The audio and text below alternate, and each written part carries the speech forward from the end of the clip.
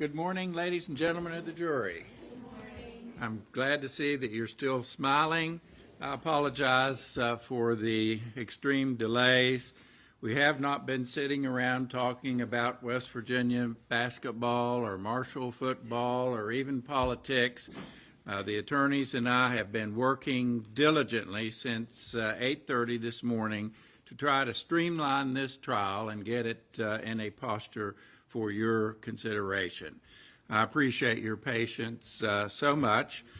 We are now in a position to go forward. If you will recall, we are still on the defense case in chief, so I will ask Mr. Selden to please call the defendant's next witness.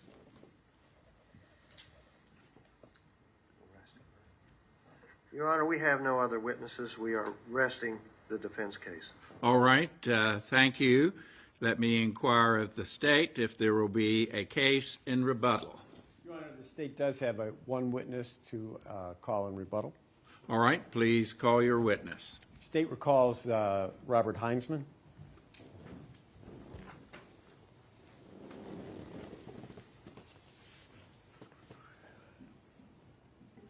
Mr. Hinman, I remind you, you are still under oath. You may have a seat.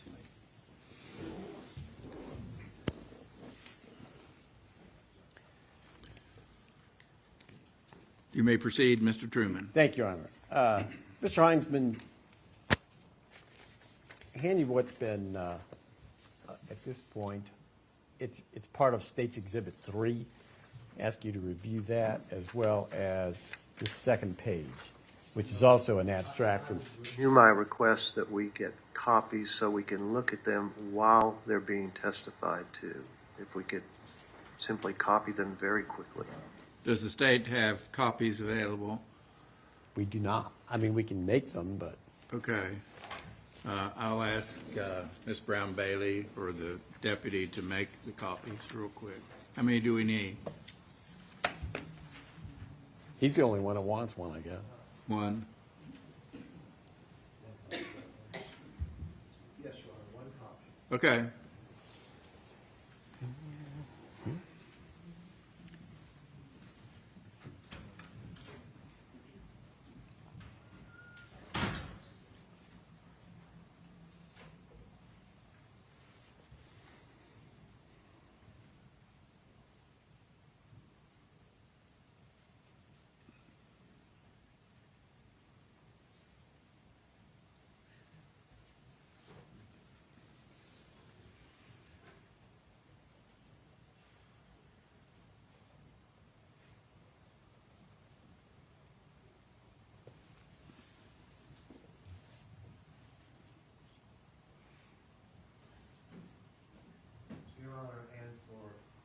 The court's information, Mr. Victor will be cross-examining this witness. Oh, all right.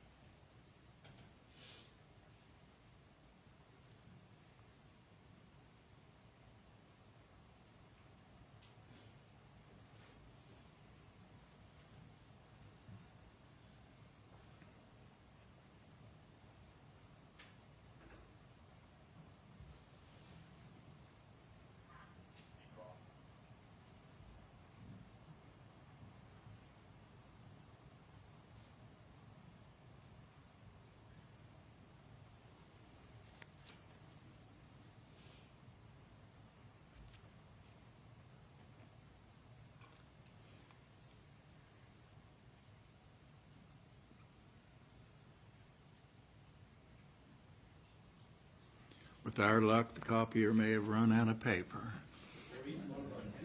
That's right.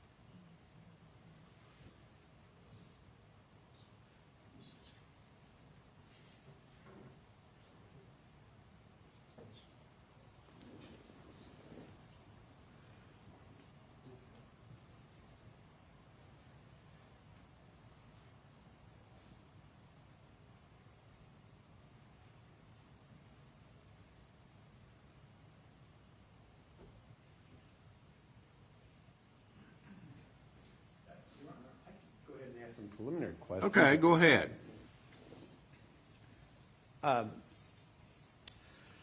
You previously testified that you and Tim Bledsoe, both retired troopers, were the lead investigators in the two cases, correct?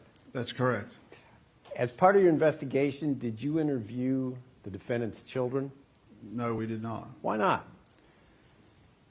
At the time of the investigation, and more specifically between March and June, March is when we began the investigation. June is when we executed a search warrant on the defendant's residence. During that period, we were collecting information from third-party records. We were collecting information from witnesses, from financial institutions. And there was nothing in that 3-month period to indicate that there would be a need to speak to the children. The second and most important thing was their age. They were very young at the time. One was 10 or 11 and one was 13. And we were looking at the business of the Cochrans. We were looking at the Cochrans individually. So there was no indication or any reason to speak to the children.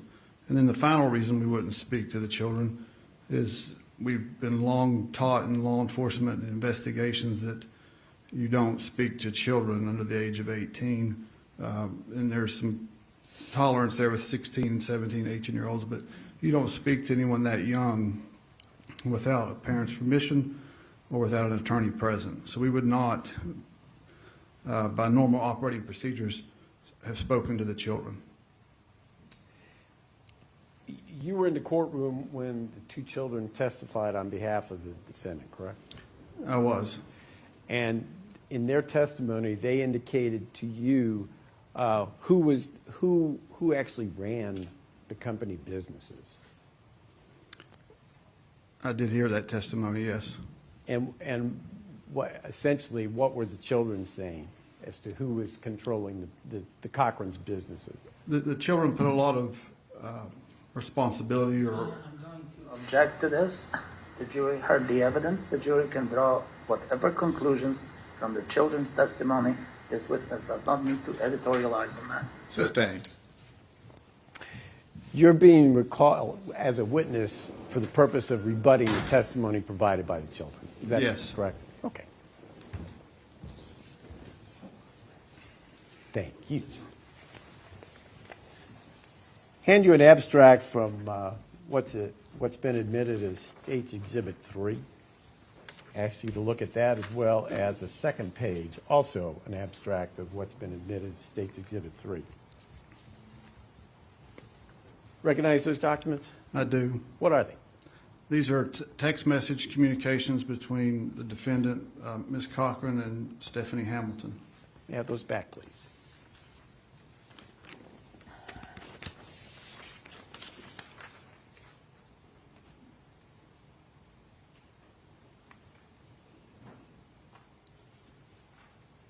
At 10:15, the defendant sends a text to Stephanie Hamilton. Can you put that in some kind of context as what's going on there? Natalie Cochran is offering Stephanie Hamilton an opportunity to invest in a government contract dealing with medical The equipment. document speaks for itself. Again, we don't need any editorialization as to what these documents are, and what they speak of. Could the state respond to that? Sure. That's not accurate. Those are statements taken, and they don't say anything about a contract. It says there are two today. Two what? I think it's fair to put that in context with the witness's investigation and what he found that meant. And for that matter, these documents do not indicate any interlocutor of Natalie Cochran. We have no idea who this is. Well, I think we do need some explanation from the witness, and so I'll allow it. I'll overrule the objection. You may proceed, Mr. Truman. Thank you, Your Honor. Ms. Cochran is offering an opportunity to invest in two contracts or to consult on these contracts. They deal with surgical masks and betadine swabs, medical equipment. Ms. Hamilton was in the medical field. Okay. Here's another text, and this is also a download from the defendant's phone, correct?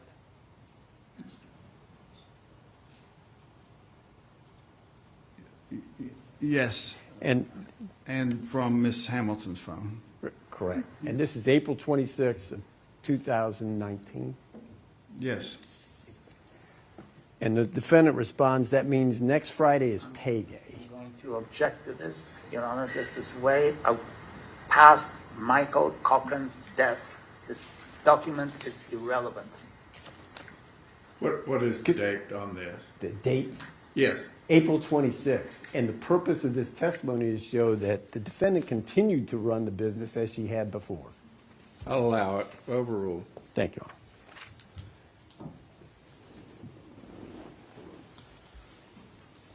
Shrines, I next hand you an abstract from State's Exhibit 2. Could you identify that?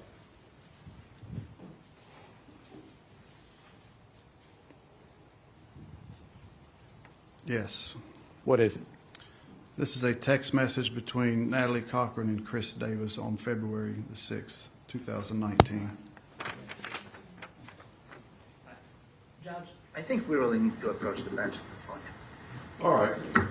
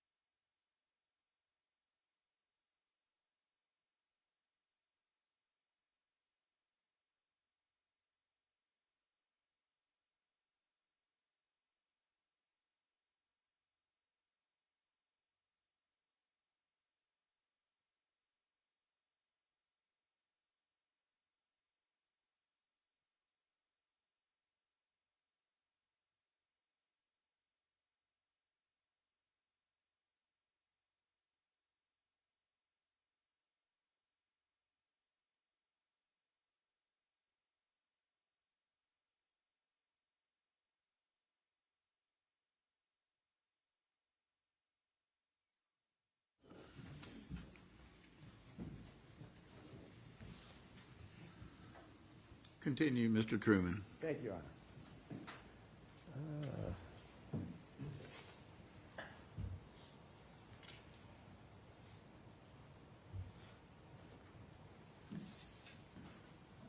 February 6, 2019, at 9:27.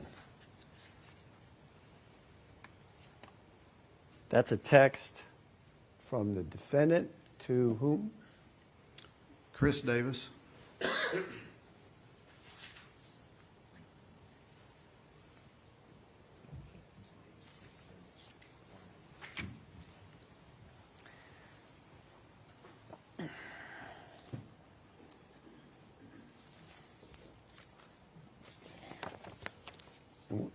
We'll have these marked collectively, but if you could take a review of those documents.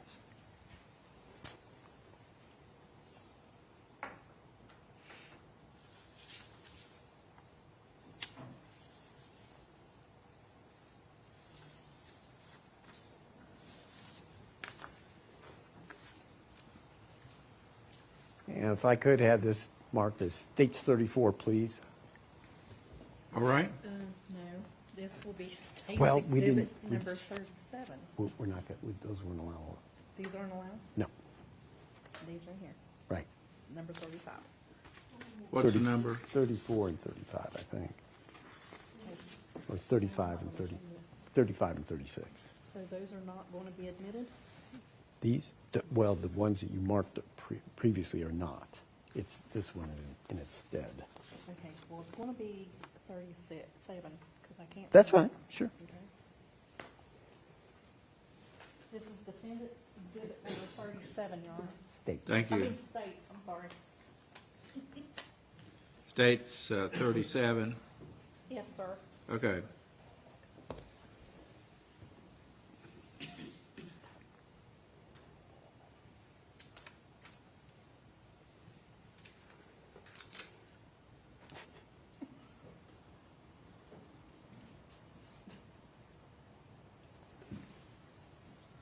Thank you. States 37, marked for identification. Can you tell us what that is? These are text messages between Natalie Cochran and Wendy Poteet. Who's Wendy Poteet? Wendy Poteet would be the sister of Natalie Cochran. And how did you acquire those documents? These documents, they're cell phone text message documents. These were recovered from Natalie Cochran's cell phone subsequent to the search warrant executed at her residence. The cell phone is given to a forensic examiner, and they do an electronic download of all the data on the cell phone.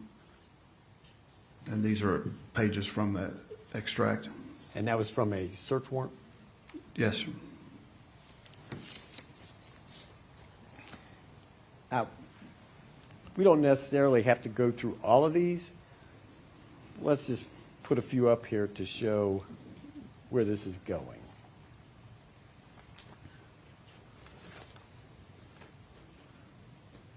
I'm sorry, which one is this? 4. 4. Oops, can't get anything out of that.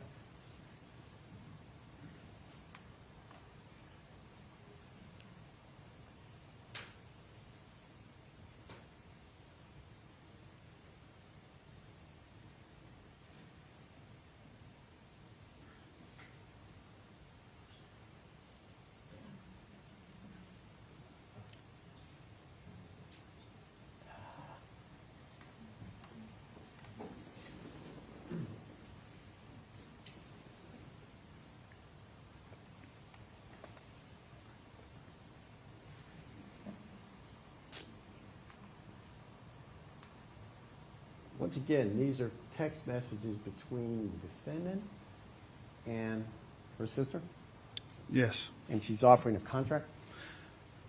Wendy Poteet was already an investor victim of the contracts, and she is, We object to the characterization investing victim. We don't know anything about Ms. Poteet. All right, that's a fair objection if you'll refrain from speaking of her as a victim, Yes, please. Your Honor. Continue. Wendy Poteet was an investor, and this is reference to a contract that she is owed money on. And Ms. Cochran is advising her that she's going to be paid by certified check.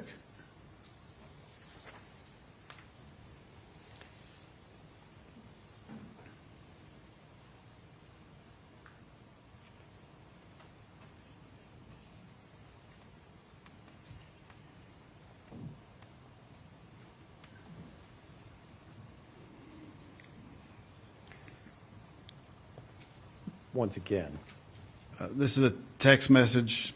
Your Honor, can we please have this identified? Which document? number 5. Text message, again, between Natalie Cochran and Wendy Poteet, where Natalie is offering additional contracts for Wendy to invest in on February 18th of 2019.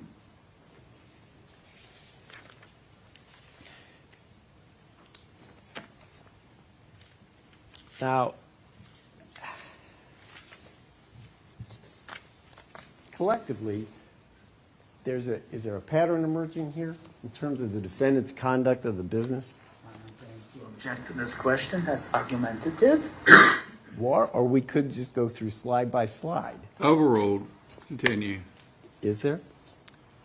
These contracts were dated after the date that Michael Cochran collapsed on February 6th. So this is a continuation of these illegal business operations, the investment, the Ponzi scheme that we'd spoken about.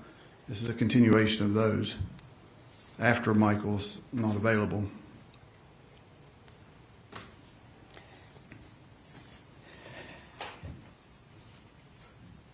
This time for sure. Please. This will be State's Exhibit number 38, Your Honor. Very well. Before I go south of these.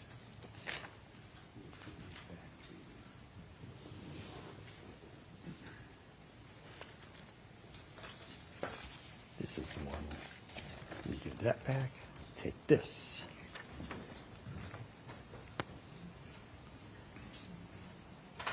Handy what's been marked for identification is States 38, please.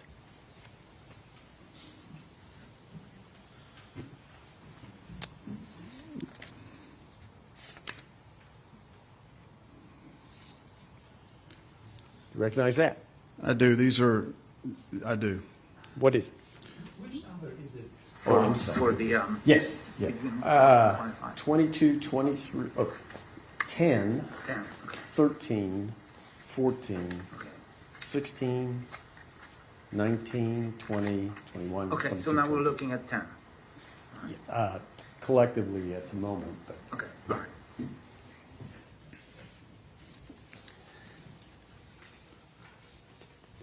they're not all available, but exhibits 10 through 23, or tabs 10 through 23, what is that? These are all text messages specifically between Natalie Cochran and Michael Cochran, ranging from August of 2018 to February 5th of 2019. 5th or 6th? These end on the 5th, February 5th of 2019.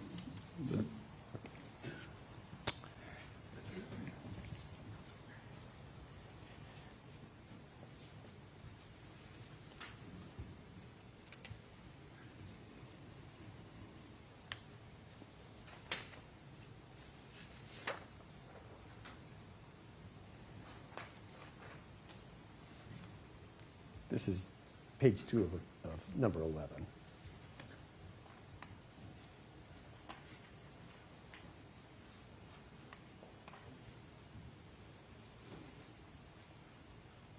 Who's that to and from? This text message block is Natalie Cochran's text message that she has sent to Michael Cochran.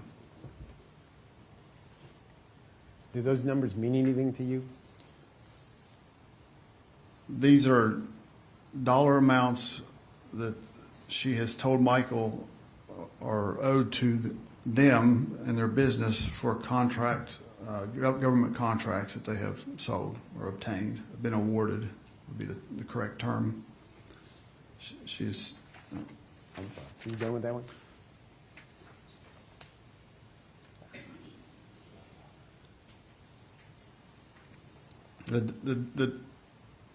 you want me to finish, Mr. Truman? Please, yes. The date of this text was on August 27th, and with these dollar amounts, she's provided other dates in which these dollar amounts will be posting.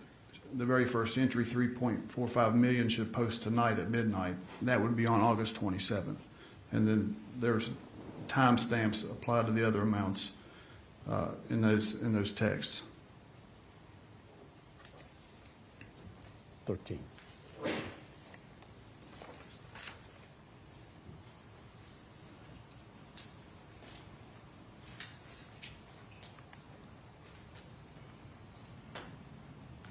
And this one from October 25th of 18. This is a text from Natalie Cochran to Michael Cochran where she's talking about getting off the phone with government entities and that the audit, which was presented as a reason why none of the contracts could be paid out, she is telling him at this time that the audit is complete. There's some additional administrative stuff that needs to take place, and that all monies from all those contracts that he believed were being awarded and due will be available by Monday, October 29th. You heard young Mr. Cochran testify about a .50 caliber contract, did you not? I did. This is number 14.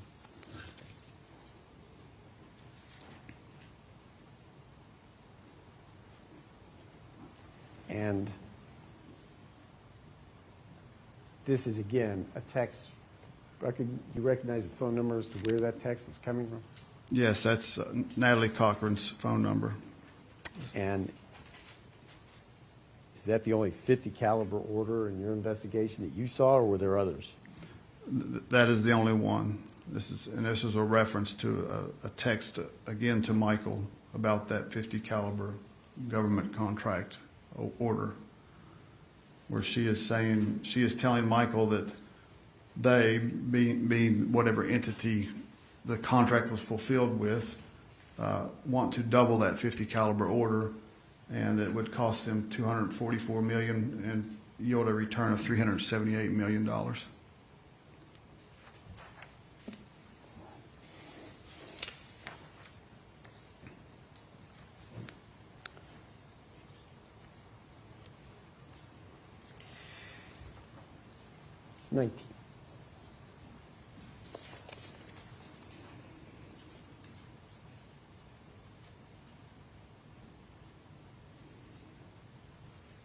This one from January 30th, 2019.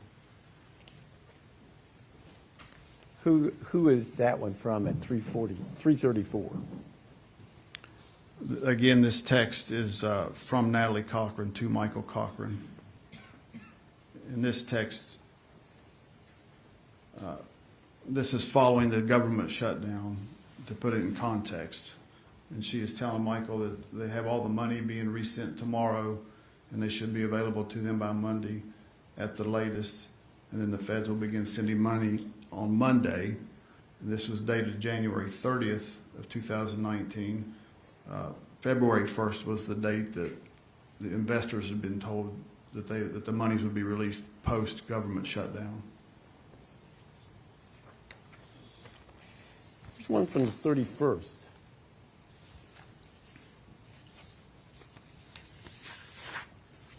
This is, again, a text from Natalie Cochran to Michael Cochran where she is telling him that she is on the phone with Bank of America, and this is in reference to the monies that were supposedly inbound, and that's why she's talking with Bank of America. I'm going to object on lack of personal knowledge. All right, that's fair. Sustained. As part of your investigation, did you download records indicating when the defendant was using her cell phone to make phone calls? Yes. Did you compare the text messagings with the downloads to see if, in fact, she was on the bank, phone with the bank? There were instances where she claimed to be on the phone and she wasn't, and there were instances where Judge, I'm going to object. This is a broad. I'll withdraw that. Okay. Thank you. defendant lied.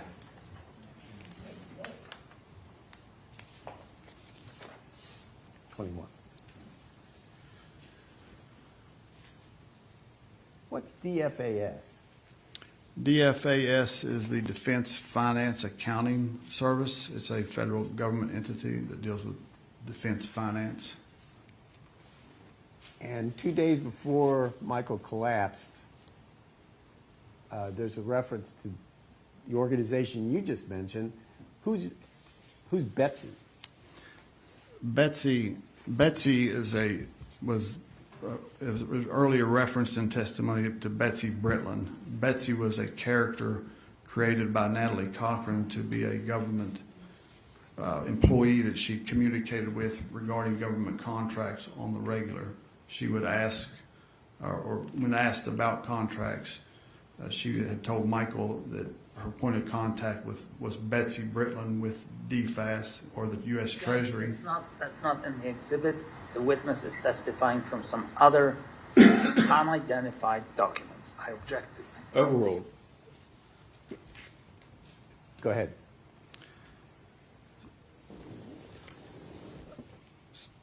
So Betsy Britland, who did not exist, this is a reference to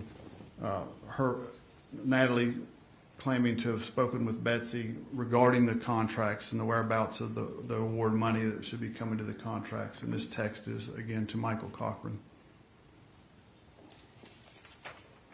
22.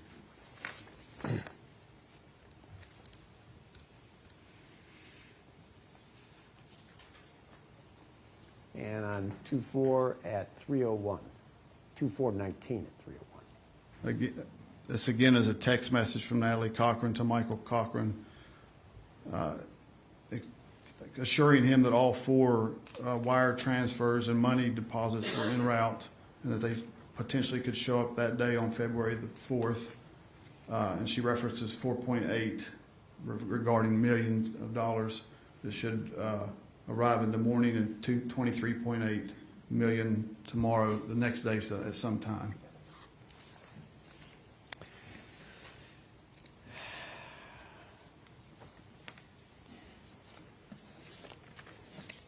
From your review of the text messages between the defendant and Michael Cochran, the defendant and Wendy Poteet, the defendant and the Davises, the defendant and Stephanie Hamilton, was there a pattern emerging there? Yes, there was.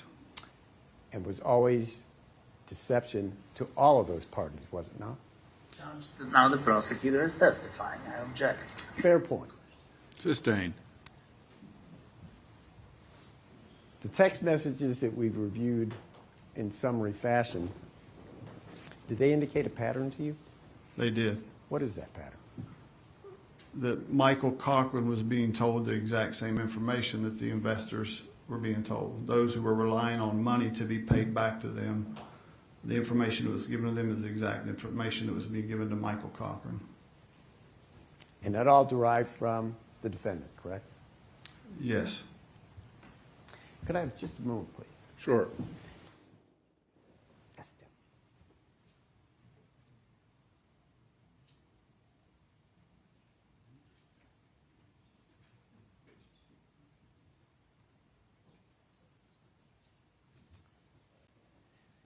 There was also reference in the defense case to Michael utilizing the defendant's phone and sending messages as a guise that it was her sending them. Do you remember that? Yes. Oops, I need another marker. This is State's Exhibit number 39, Your Honor. All right.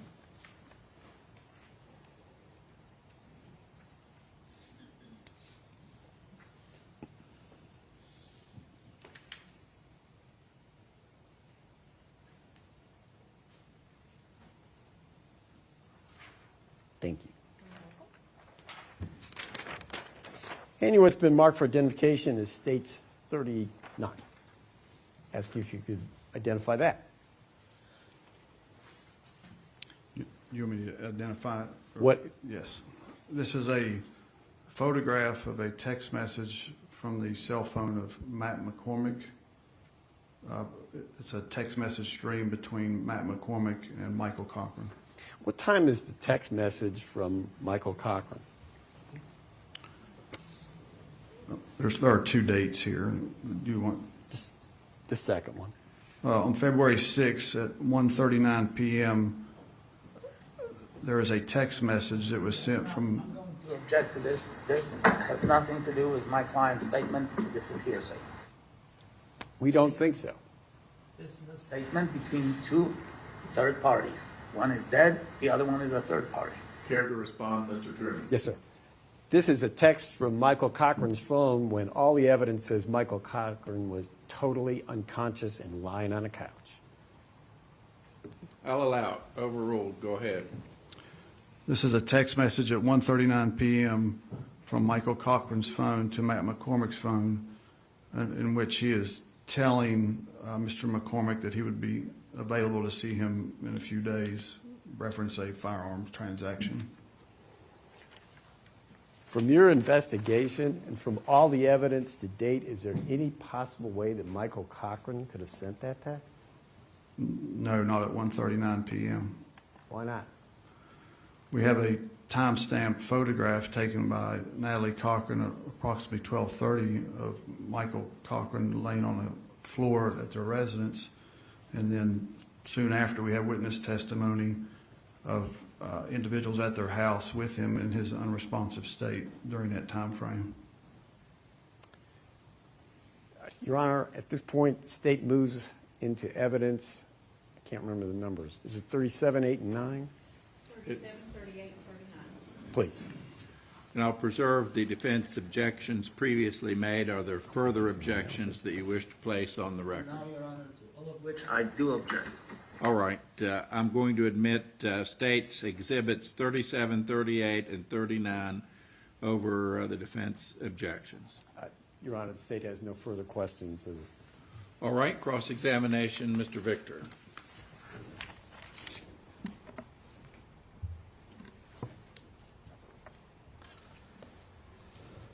Mr. Heinzman, the purpose of your testimony here today is to demonstrate that Michael Cochran, and this is an old story, was duped by my client, Natalie Cochran, and didn't know anything about these contracts, right? Yes. Now, and for that matter, the other message there that you are telling the jury about is that Natalie Cochran was involved in the illicit business of contracts. Is that right? Yes, that's correct. Would you agree with me, sir, that throughout this trial, as you were sitting here, we have conceded that Natalie Cochran was a bad girl and she was dealing in those federal contracts? Did we concede it or not? Did you concede to it? I don't know who we is. Listen carefully. Is it true that Natalie Cochran has conceded that she was involved in the fraudulent scheme? Yes, she did. So that shouldn't be any surprise for you when you look at all these documents. That she is involved in these transactions. The purpose of my testimony was to illustrate that Michael Cochran was not involved in the illicit transactions. Michael Cochran wasn't involved in it. All right. I'm going to ask you if I can do this. Looking at one of the examples.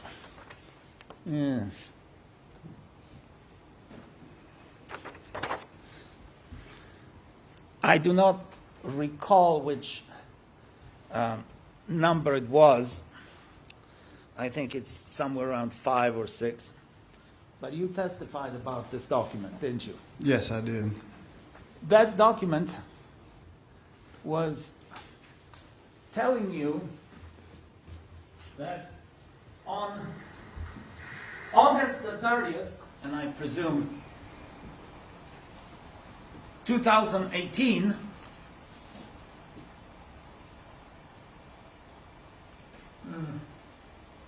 $1.2 million was going to be posted, right? See it there? On August 30th, yes. Yeah. Posted in the account of Mr. and Mrs. Cochran, right? Yes.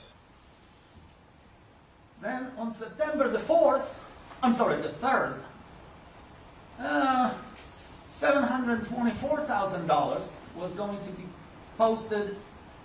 May not be the 3rd because it's going to be a holiday, but it was going to be posted in the Cochran's account, right? Yes. And then $2.56 million next Friday was going to be posted in their account, right? Yes. Well, comes August 28th, no money in the account, right? Correct. Comes August 29th, no money in the account. Correct. Comes the end of September, no money in the account, right? Right? Yes. Yes. Well, that $2.6 million next Friday, so that's probably sometime, I don't know, sometime at the beginning of September, right? No $2.6 million coming. Correct. And Mr. Cochran doesn't know that? He is waiting for about $4 million, right? Right? The last date put out on these is December, so between August 27th and December, it was over $300 million that he was I told asked was you due. about these numbers. 300,000, $1.2 million, $724,000, $2.6 million. There's nothing about December there, is there? December 21st on the next one down. 12/21, $131 million on 12/21. I didn't ask you about that, sir. I asked you about the top, Okay. the exhibit. There's about $4 million coming to Michael Cochran, to his account, right? To the business. Yes. To the business where Michael Cochran is a minority owner, right? No. No? To the business where he has a joint account, right? Yes, sir? Yes or no? Yes. Yes. $4 million coming to my account, and I don't know anything about it? That is correct. And- Well, he knows what's been told to him here Okay. about the Well, $4 million. Fine. Then let me ask you this. We are now at the beginning of October. That $4 million didn't materialize itself.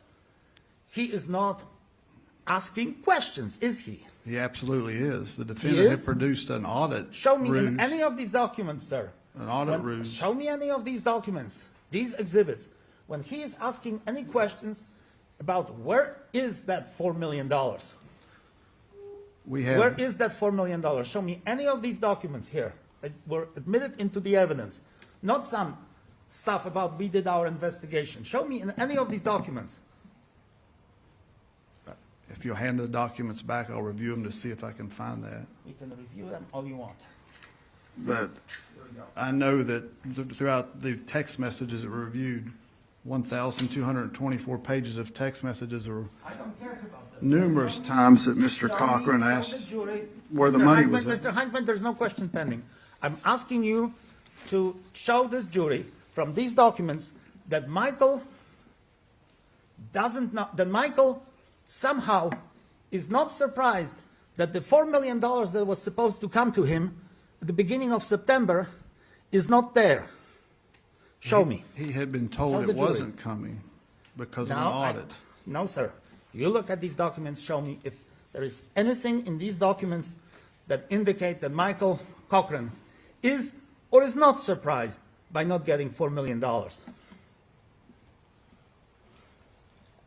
Your Honor, do you want me to take the time to review all these documents? Well, if you can. Go ahead, Mr. Hinman. I'll move quickly. All right. And I'm looking specifically for where is that $4 million that was supposed to come in September?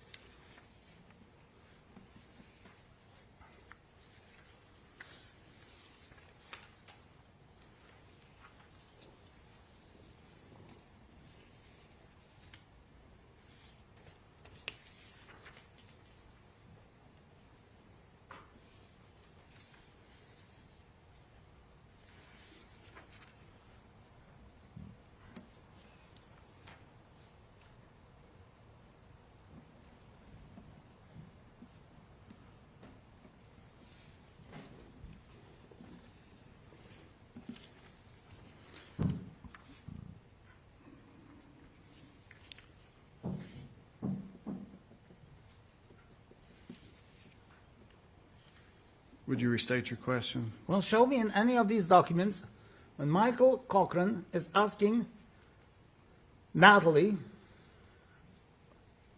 or anybody for that matter, where is that $4 million, or, well, 300,000, 3.4, well, there's more than that. 300,000, $1.2 million, $724,000, and $2.56 million. Where is it? It was supposed to be deposited. Now it's September, it's October, it's November. Where on earth is that money? Show me any of these documents indicating his inquiry about that. Okay. On page 19, he's referencing the 1.6 million, having to wait for that. On Okay. page 20, when she says she's on the phone with Bank of America, he's asking, are we 1,000%? Because she's told him at that point that the money is at Bank of America. Okay? On page 21, he says, this is February 4th, the day that 3 days after he expected the money, he tells her that the money isn't there. She provides additional excuses for that. And then on page 22, dated February 4th again, she's telling him that the 88 million and 297 million will possibly show up today. Not she's telling him. 4.8 million in the morning and 23.8 tomorrow. Again, another delay, and his response is shit. All right. Okay. Show me. You want me to go through the rest of the documents? Hold on. Show me when there is going to be $108 million to be deposited in the account on October the 12th. It's right there on August 27th on the text that's being provided. And $131 million to be deposited in November and in December. Yes, it's And- right there on the text. And he doesn't know that this money ain't there? No, he believes this money is coming.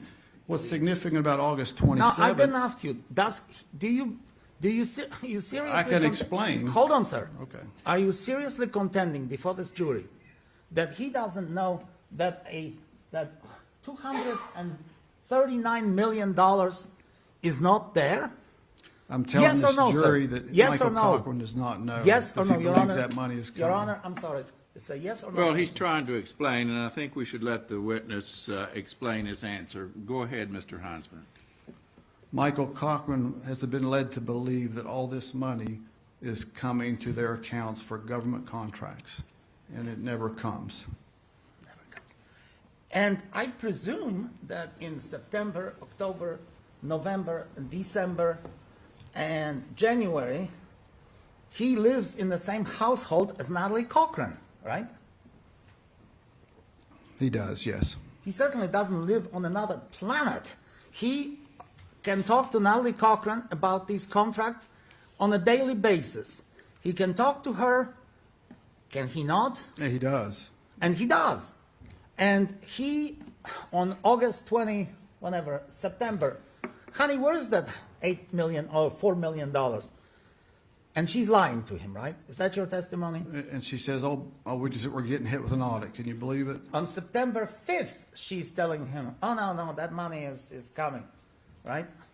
On September 6th, 7th, 8th, 30th, October, he is somehow duped by it, and he's so blind to it that he will not ask his wife, where is $238 million? And he naively and blindly believes that this money is going to be there and it ain't there? Is that what you're testifying to, Detective? Absolutely. All right. Show me. There is nothing in these documents that talks about Michael's computer. Is there? Michael not in these documents. Arranging for these contracts on his computer as he's sitting in the bedroom while Natalie is watching TV and the kid is between them. Those documents don't deal with any computer operations of Michael Cochran, right? No, they do not. Okay. Those documents did not deal with any personal contacts that Michael Cochran had with the investors, including his own mother, correct? These documents do not. These documents do not deal with any checks that he wrote, as we saw in some of the exhibits here, on behalf of the companies, correct? Correct. For either services rendered or for consulting services, etc., right? These Correct. documents don't show that. These documents don't, these documents do not address any issues that, the detectives are coming and, maybe they should talk to the kids. Is there anything about that anywhere? No, that wouldn't be anything like that. All right. These documents, of course, do not deal, again, in the same old story, with the lifestyle of the Cochrans, right? These documents do not. Honey, I'm taking you to Paris and I'm gonna get you a Louis Vuitton bag for God only knows how many thousands of dollars, because we have somebody else's money to live high on a hog, right? These documents don't deal with this, do they? Not that depiction, no. No, not that depiction. Well, they don't talk about any of the wealth that the Cochrans, plural, have acquired through the illegal schemes and enjoyed for a long time, right? These documents do not. These documents don't deal with anything about Michael Cochran's health. Honey, I feel bad today, I'm declining, or anything of that nature. There are references to him being stressed because of the lack of money. He is stressed because he doesn't know. In these documents I'm referring to. He's like in a National Enquirer. We want to know, right? He wants to know, right? He wants to know where the money is that they've earned wants to know. through what he believed was legitimately awarded government contracts. Right. And yet he goes to a boat sale and buys himself 2 boats at the same time, right? I don't know if he went to a boat sale. I know that he did purchase ATVs, boats, vehicles, Right. things of that nature that both he and his wife picked out based on text messages we read, or by her encouragement to make purchases because she had led him to believe that they had all Sure, this she let him wealth. believe. And you truly believe it. Absolutely. All right. These documents do not show, these documents that deal with Natalie only, not Michael, whether he was copied on them. Do they? So would you ask that again? No, you look at any of these documents where Natalie is talking to Ms. Petit or Chris Davis, where Mr. Cochran is not involved. Is there any indication that he is copied on those conversations? Some of them, yes. Yeah. So some of this he knows, right? Some of it, but Yeah. not in this context that you're framing it. Not in this context, of course. Okay. Now, when he talks on some of those messages, the jury will probably see that those conversations take place after Michael's death, right? Yes. So he cannot contract anything, Mr. Hinzman, because unfortunately he's passed away, right? Right? Yes. And Natalie Cochran is continuing the scheme that she was involved in, but it has nothing to do with what Michael knew and what he didn't know because he's dead. Right? No, it supports the fact that it was her scheme because she continued it on. Well,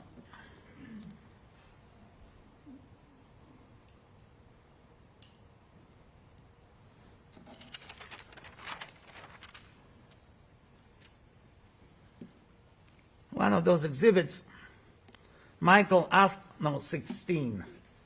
Michael asked directly to pull out $9,500. From where? From their personal account To do what with it? to have some cash on hand. And that $9,500 came from where? They didn't have any income, independent income. That must have come from the investors, right? That or rescue loans. Well, is it possible that since they have no income, independent income, you testified that Natalie wasn't working as a pharmacist anymore, and Michael's job was an IT man, not really defined, that he's pulling $9,500 in cash that must have come from the investors, right? Yes. So he pulls $9,500 that he considers money earned, right? From previous contracts. If Yes. if he believes that, if he's so scrupulously honest, well, he must believe that this is the money that they've already earned on those contracts, right? Right. He's not aware that they're illicit proceeds. He thinks they're legitimate proceeds. Right. Right.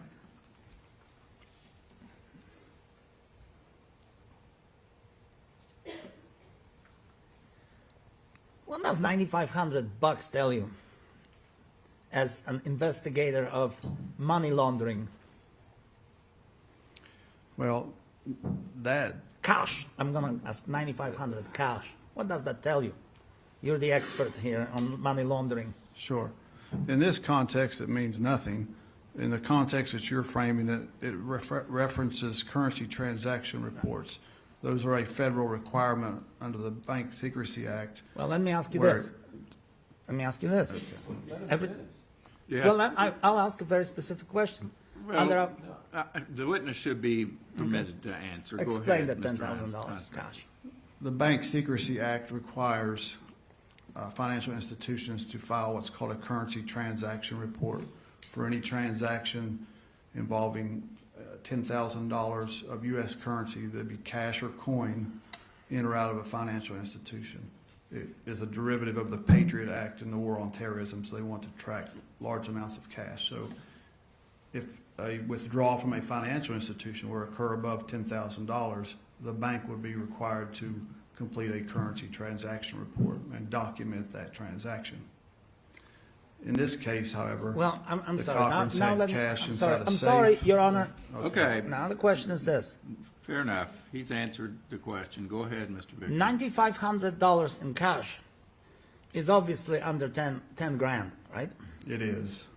And he withdraws that amount of money in cash, right? Yes. Would you agree with me that he does that for the purpose to avoid the $10,000 money reporting necessity? No, I would not. No? That's not illegal. It's not an illegal act. It's when that is anything 10,000 or more Right. is taken out in multiple increments over a short period of time. That would then trigger what's called a suspicious activity report Right. with the bank that ties back into the currency transaction report. And So that's why- that amount alone is not illegal. And that's why he's taking $9,500 rather than 10,000, because he would have to report it to the IRS. Your Honor, that's speculation. There's no way the Wow. witness could read the Sustained. defendant. All right. That's fine.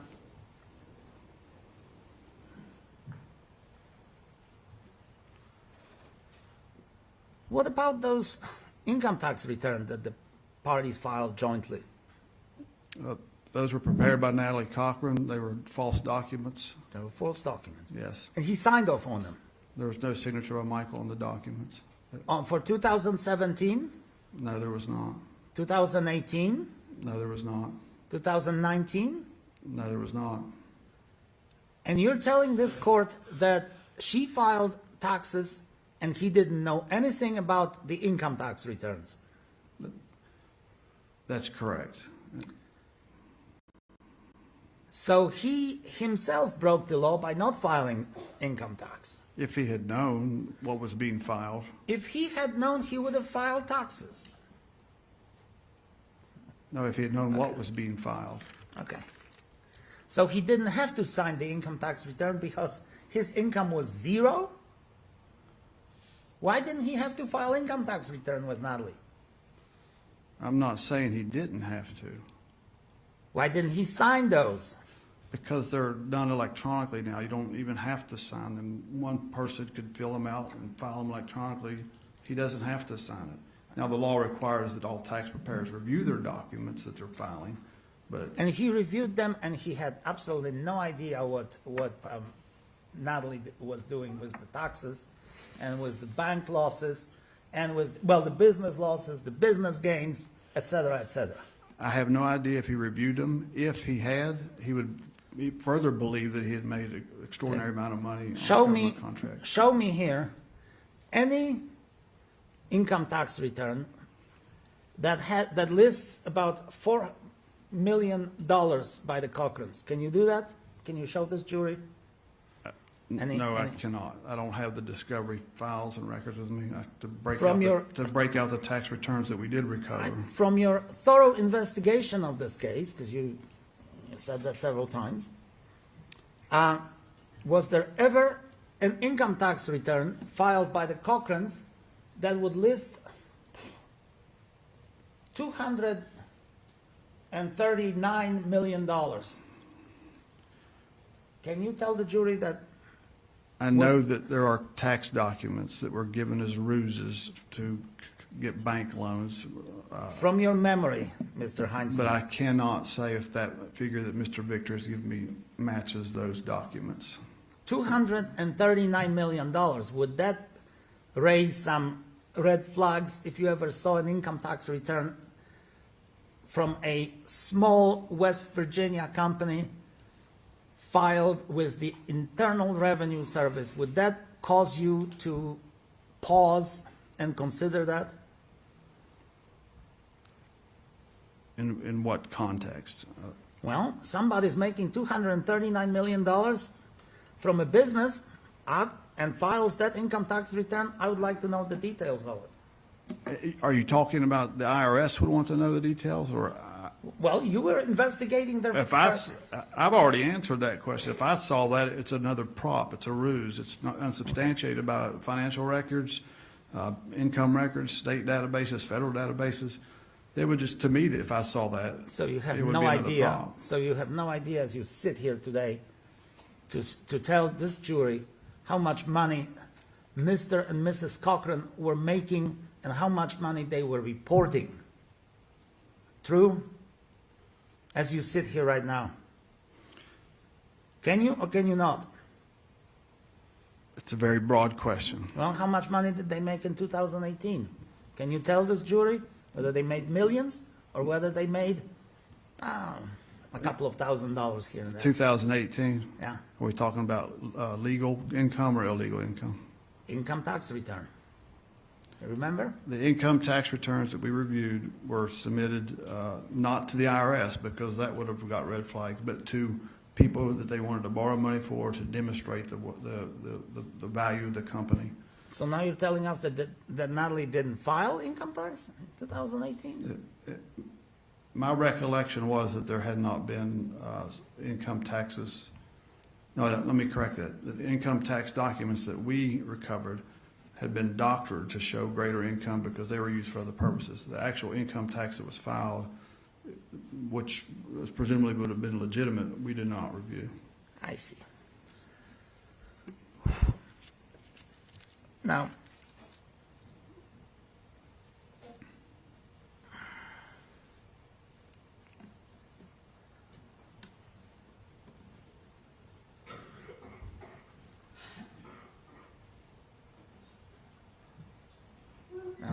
okay, if I may have a second.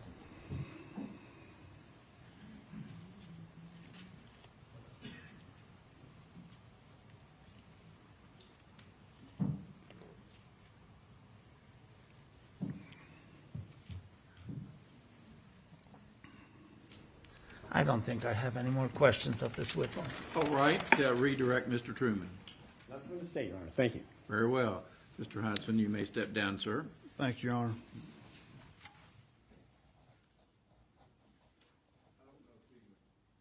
Copies or exhibits? I think we've got the exhibits spread all around. Let's make sure that we collect them. Give everything to the clerk, and she can sort them. 38. We've got them, Your Honor. Okay.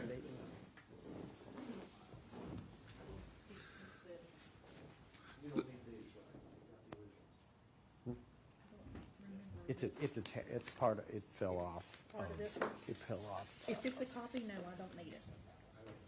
This fell off of here. That's part of 38. Let me inquire, Mr. Truman, will there be further witnesses in rebuttal? Your Honor, the state rests. All right, will the defense have any rebuttal evidence? Certainly.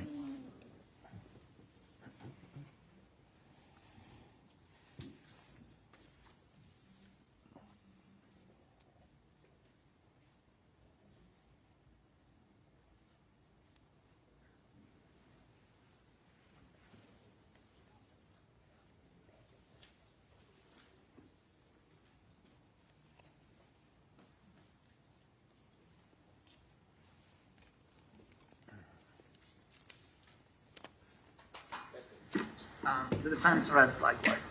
All right, members of the jury, you've heard it from the lawyers themselves. This is the completion of all the evidence to be presented before you. The next phase of the case will be the instructions of the law by the court. I will read the instructions to you. That's one thing that we have been working on to try to get a leg up and get ahead of the game, so to speak. We've pretty much settled on the instructions, and so we should be ready to go this afternoon. We've worked into the traditional lunch hour, and so be back in your jury room at 1:30. That'll give you a little extra time for lunch. We will commence hopefully with instructions at that time and argument of counsel thereafter. So although we are winding down and although we have completed the presentation of the evidence before you, the case is not over. It would be improper for you to discuss the case among yourselves or with anyone else at this time. Please enjoy your lunch. Do not do any research. Do not read anything online in the newspaper or on TV. And be back, please, in your jury room a little bit before 1:30. You may go with the bailiff now to your jury room.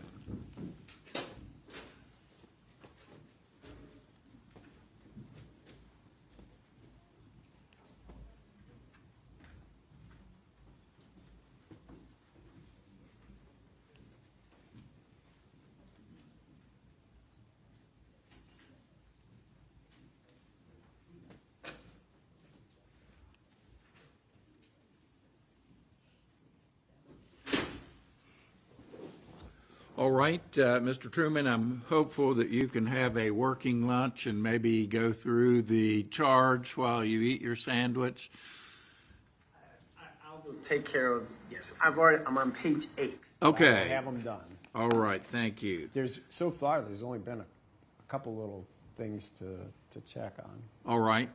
Maybe we can come back at 1:15, so we'll have 15 minutes to make any corrections. I think that should do it.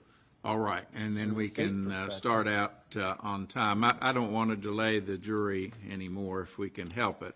Is there anything further on behalf of the dissents that we need to discuss? No, Your Honor, thank you. All right, we'll break for lunch, and if you can, be back at 1:15 so we can take up the instructions further.